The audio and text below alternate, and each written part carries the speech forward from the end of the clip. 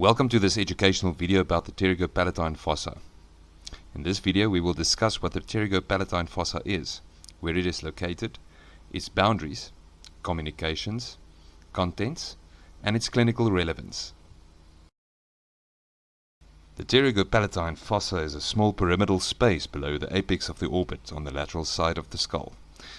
It's situated between the infratemporal fossa laterally and the nasopharynx medially. It functions as a neurovascular channel.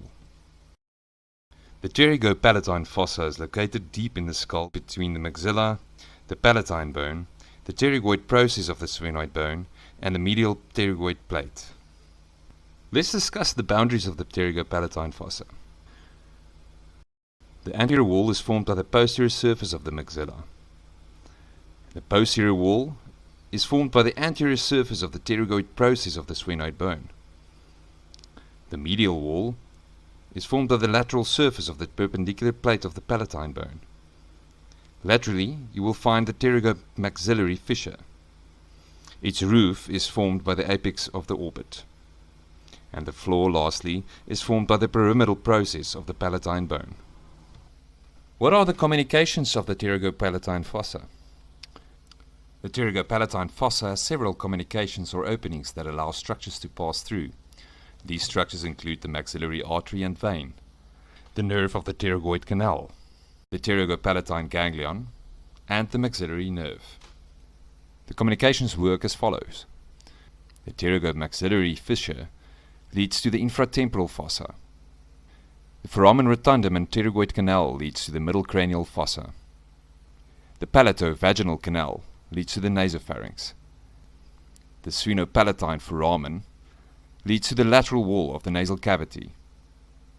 The inferior orbital fissure leads to the floor of the orbit. And then lastly, the pterygopalatine canal leads to the roof of the oral cavity. What are the contents of the Pterygopalatine Fossa? It contains the maxillary nerve, the terminal part of the maxillary artery, the nerve of the pterygoid canal, the pterygopalatine ganglion, all the veins and lymphatics and their branches. Finally, let's discuss the clinical relevance of the Pterygopalatine Fossa. The structures contained within this fossa is important for facial sensation, vision, and taste, and can be affected in certain medical conditions. Its clinical relevance includes lesions of the parasympathetic fibers of the facial nerve. When these fibers are damaged, it might result in vision loss in the afflicted eye. Due to its position and accompanying connections, the fossa is frequently implicated in the spread of tumors, infections, and inflammations produced by head and neck neoplastic illnesses.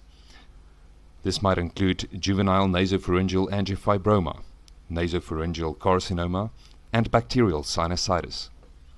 In situations of severe dental surgery, a maxillary nerve block may be necessary. The larger palatine canal is the most common intraoral route to the maxillary nerve in the Pterygopalatine Fossa. Chronic epistaxis is treated with sphenopalatine artery ligation.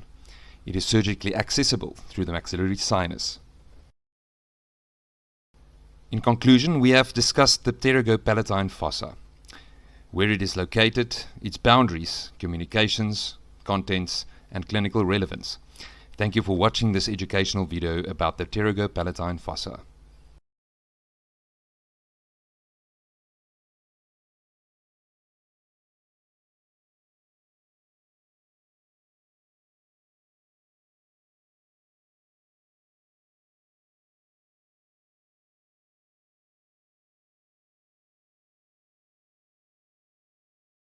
This video was partially sponsored by Dirisana, an EU-funded project.